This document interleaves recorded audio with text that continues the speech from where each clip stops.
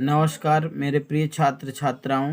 आज हम periodic table से जुड़े हुए बहुत से प्रश्नों के बारे में बात करेंगे। Periodic tables of element. सबसे पहले मैं आपको बता दूं, आवर्त सारणी में तत्वों को 18 समूह और 7 आवर्त में विभाजित किया गया है। आवर्त सारणी में 4 ब्लॉक होते हैं, एस ब्लॉक, दूसरा होता है पी ब्लॉक, तीसरा होता है डी ब्लॉक और चौथा है एफ ब्लॉक। तो सबसे पहले हम लोग समूह 1 से शुरू करेंगे।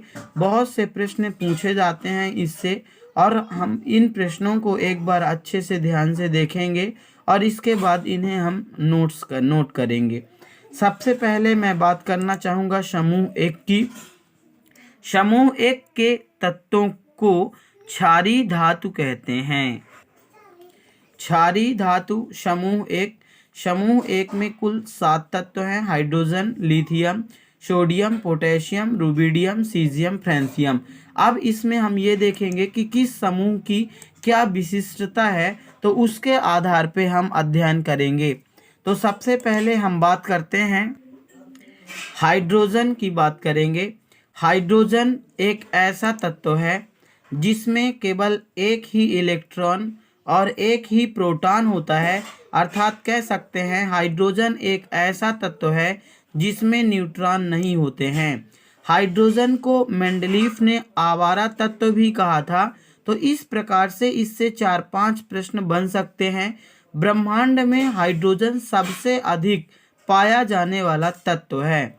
इसके बाद दूसरा ऑब्जेक्टिव हमारा यहाँ से आएगा, लिथियम, सोडियम, पोटेशियम। इन तीनों धातुओं को मिट्टी के तेल में रखा जाता है क्योंकि यह अत्यधिक क्रियाशील होती हैं। दूसरा ऑब्जेक्टिव आपका यहाँ से फिर से बनेगा कि किन धातुओं को चाकू से काटा जा सकता है। तो लिथियम, सोडियम और पोटेशियम धातुओं को चाकू से काटा जाता है। ये तीनों बहुत क्रियाशील होती हैं, किंतु सबसे अधिक क्रियाशील धातु पोटेशियम होती है। फिर इसके बाद एक नया ऑब्जेक्टिव आपका बनेगा सीजियम से। सीजियम आवर्त सारणी में सबसे अधिक प्रबल धन विद्युतीय तत्व है। इसकी परमाणु त्रिज्या सबसे अधिक होती है और यह सबसे प्रबल अपचायक तत्व है। दूसरा समूह हम बात करेंगे समूह 2। समूह 2 की वैलेंसी भी +2 होती है। समूह 2 में कुल 6 तत्व हैं, beryllium, magnesium, calcium, strontium, barium और रेडियम। यहाँ से 2 ऑब्जेक्टिव इस समूह से भी मोस्ट हैं। समूह 2 को क्षारीय मृदा धातु कहते हैं। मैग्नीशियम हरित लवक में पाया जाने वाला तत्व कौन सा है? मैग्नीशियम। चूना में पाया जाने वाला कौन सा तत्व है? तो कैल्शियम। क्योंकि चूने का सूत्र आप जानते हैं, चाहे कली चूना हो, चाहे बुझा हुआ चूना हो, चाहे चूना पत्थर हो, सभी में कैल्शियम होता है। इसलिए हम कह सकते हैं कि कैल्शियम जो है वो चूना में प्रचुर मात्रा से पाया जाता है। फिर अब इसके बाद हम बात करते हैं डी ब्लॉक के तत्वों की। डी ब्लॉक के तत्वों को जैसे मैंने बताया, समूह 2 से लेकर के और समूह 13 तक के तत्वों को, 12 तक के तत्वों को डी ब्लॉक के तत्व कहते हैं। डी ब्लॉक के तत्वों को ट्रांजिशन मेटल या हिंदी में संक्रमण तत्व के नाम से भी जानते हैं।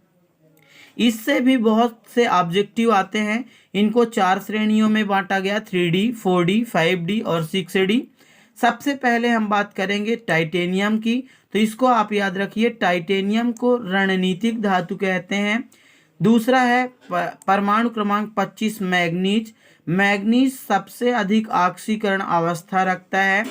तीसरा है Fe आयरन, हीमोग्लोबिन आयरन का संकुल है। अगला प्रश्न आप यहाँ कह सकते हैं कॉपर। ऊष्मा की सबसे अच्छी सुचालक धातु, ऊष्मा की सबसे अच्छी सुचालक धातु कॉपर है। और यहाँ पे आप कह सकते हैं Zn, Cd और Hg को संक्रमण तत्व नहीं माना जाता है क्योंकि इनके बाह्यतम कोष पूर्ण रूप से भरे होते हैं, अतः यह संक्रमण तत्वों की भांति व्यवहार नहीं करते हैं। इसलिए इन तत्वों को Zn, Cd और Hg को संक्रमण तत्व नहीं माना जाता है। फिर इसके बाद हम लोग बात करते हैं नेक्स्ट अगला 4D सीरीज में भी आप देख सकते हैं यहाँ पे 4D सीरीज में आपका है Ag। Ag को आप लोग कह सकते हैं कि विद्युत की सबसे अच्छी सुचालक धातु जो होती है वह Ag है। Ag विद्युत की सबसे अधिक सुचालक, या इस तरह भी कह सकते हैं प्रश्न, विद्युत की सबसे अच्छी सुचालक धातु कौन सी है, तो वो है चांदी। फिर कैडमियम को संक्रमण तत्व नहीं माना जाता है। यहाँ से फिर आप यहाँ पे देख सकते हैं संतामन जहाँ पे लिखा है, यहाँ पे लेंथेनम होगा। लेंथेनम एक डी ब्लॉक का तत्व है, और लेंथेनम के बाद आने वाले जो 14 तत्व होते हैं, इन तत्वों को हम लेंथेनाइट तत्व कहते हैं। जैसे ये संतामन से शुरू, 58 से शुरू होगी ये श्रेणी, तो लेंथेनम के बाद आने वाले 14 तत्वों को लेंथेनाइट तत्व कहते हैं। यहाँ देखिए परमाणु क्रमांक 54 है। 54 में W को हम लोग यहाँ पे लिखा भी है, टंगस्टन बोलते हैं। टंगस्टन सबसे उच्च गलनांक रखती है। और दूसरा प्रश्न ये भी बन सकता है कि जो बल्बों के फिलामेंट होते हैं वो किस धातु के बने होते हैं, तो टंगस्टन। OS देखिए यहाँ पे लिखा आस्मियम। आस्मियम सबसे भारी धातु होती है। इसके बाद यहाँ पे वैसे प्लेटिनम और सोना चांदी को हम उत्कृष्ट धातुएं भी कहते हैं, क्योंकि ये तीनों धातुएं सबसे कम क्रियाशील धातु होती हैं। इसके बाद यहाँ से अगला क्वेश्चन बनेगा सोने का Au, जिसको हम लोग गोल्ड कहते हैं। यह एक ऐसा तत्व है जो सबसे कम क्रियाशील है, या आप कह सकते हैं यह एक ऐसी धातु है जो आसानी से संक्षारित नहीं हो सकती। सोना में सबसे अधिक तन्यता का गुण पाया जाता है। लगभग 1 ग्राम सोना से 2 किलोमीटर की तार बनाई जा सकती है। इसके बाद आता है Hg। Hg एक ऐसी धातु है जो द्रव अवस्था में पाई जाती है। Hg को संक्रमण तत्व नहीं माना जाता है, और Hg ऊष्मा की कम सुचालक धातु होती है, या आप कह सकते हैं कि ऊष्मा एक कुचालक, Hg एक कुचालक धातु है। वैसे Pb होनी चाहिए यहाँ पे कुचालक धातु, पर Hg में भी सुचालक का गुण बहुत कम होता है। फिर इसके बाद देखिए हम बात करते हैं, अब हम समूह 13 की बात करेंगे। समूह 13 का मतलब है P ब्लॉक के तत्व। अब P ब्लॉक के तत्वों को देखिए। सबसे पहले P ब्लॉक के तत्व समूह 13। समूह 13 बोरान परिवार इसको कहते हैं हम लोग। इस समूह की वैलेंसी जनरली +3 होती है। अक्रिय युग्म प्रभाव के कारण कुछ की कम हो जाती है। इसमें सबसे पहले आपका आ रहा है बोरान, एल्यूमिनियम, गैलियम, इंडियम और थैलियम, कुल 5 तत्व हैं। तो इसमें से आप कह सकते हैं कि एल्यूमिनियम का उपयोग सामान्यतः खाना पकाने के बर्तन एवं तार बनाने में किया जाता है।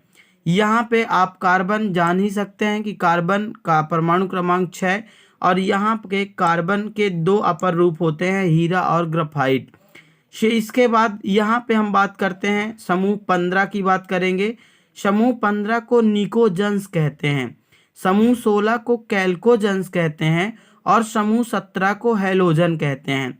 इससे भी बहुत सारे प्रश्न बनेंगे। देखिए सबसे पहले नाइट्रोजन, ब्रह्मांड में माफ करिएगा, वायुमंडल में सबसे अधिक गैस कौन सी होती है, तो नाइट्रोजन, लगभग 78%।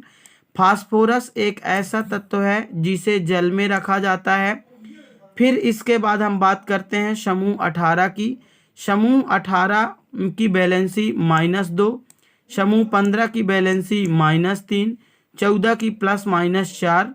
तो समूह 14 में सबसे पहला तत्व है कार्बन, 15 का पहला तत्व है नाइट्रोजन, समूह 16 का पहला तत्व है ऑक्सीजन।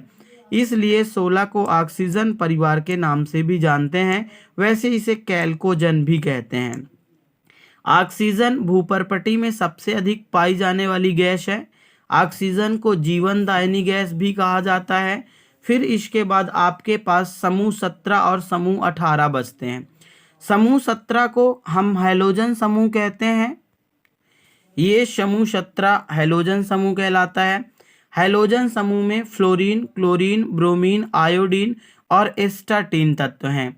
समूह 17 को हैलोजन, और जब हैलोजन तत्व आपस में हैलोजन से क्रिया करके यौगिक बनाते हैं तो उनको अंतरा हैलोजन कहते हैं। इस समूह की वैलेंसी -1 होती है। तो सबसे पहले तत्व आता है फ्लोरीन। तो देखिए फ्लोरीन के लिए ऑब्जेक्टिव बनेगा कि सबसे उच्च ऋण विद्युतीय तत्व कौन होता है, तो फ्लोरीन। सबसे अधिक आधात्विक तत्व कौन है, तो फ्लोरीन। सामान्यतः समूह 17 को किस परिवार से नाम जानते हैं, तो हैलोजन परिवार एवं फ्लोरीन परिवार। फिर इसके बाद क्लोरीन, सबसे अधिक इलेक्ट्रॉन बंधुता क्लोरीन की होती है। ब्रोमीन एक ऐसी अधातु है जो द्रव अवस्था में पाई जाती है। बाकी सभी अधातुएं ठोस और गैस होती हैं, लेकिन ब्रोमीन एक ऐसी अधातु है जो द्रव अवस्था में होती है। आयोडीन, यह एक ऊर्ध्वपातित पदार्थ है। ऊर्ध्वपातन का मतलब ठोस को गर्म करने से गैस में बदल जाना। इसकी कमी से घेंघा रोग भी होता है। एस्टाटीन को हम रेडियो एक्टिव हैलोजन कहते हैं। इसके बाद हम बात करेंगे समूह 18 की। समूह 18 की संयोजकता 0 होती है। समूह 18 के तत्वों के बाह्यतम कोश पूर्ण रूप से भरे होने के कारण यह सामान्यतः किसी से भी क्रिया नहीं करते हैं। समूह 18 में जैसे हम बात करेंगे कुल ये हीलियम, नियान, आर्गन, क्रिप्टॉन, जीनान और रेडान कुल ये तत्व हैं। यदि आप इनको याद करना चाहें, पूरी पीरियोडिक टेबल की वीडियो मैं पिछली वीडियो में बना के डाल चुका हूं, उन्हें आप देखिए और पूरी पीरियोडिक टेबल भी याद कर सकते हैं। तो जैसे अक्रिय गैसों के लिए हम बात करेंगे कि सबसे पहले हीलियम है। हीलियम को सूर्य के नाभिक में पाया गया था। हीलियम सबसे हल्की गैस होती है। वैसे सबसे हल्की गैस हाइड्रोजन है, लेकिन हाइड्रोजन के बाद सबसे हल्की गैस हीलियम है। हीलियम एक अष्टक अपूर्ण गैस है। इस गैस का अष्टक पूरा नहीं भरा होता है और हीलियम का उपयोग हवाई जहाज के टायरों में किया जाता है। दूसरा आपका आता है नियान। नियान का उपयोग विज्ञापनों में किया जाता है। अगला है आर्गन। आर्गन गैस बल्बों में भरी होती है। नेक्स्ट है क्रिप्टॉन। क्रिप्टॉन का उपयोग क्रिप्टॉन लैंप में किया जाता है। जीनान का उपयोग फोटोग्राफी में भी किया जाता है। और एक लास्ट आपकी रेडान गैस बचती है, जिसको हम रेडियो सक्रिय गैस या रेडान को ऐसी गैस कह सकते हैं जिसका उपचार, जो कैंसर उपचार के लिए उपयोगी होती है, वो रेडान गैस है। तो इस प्रकार से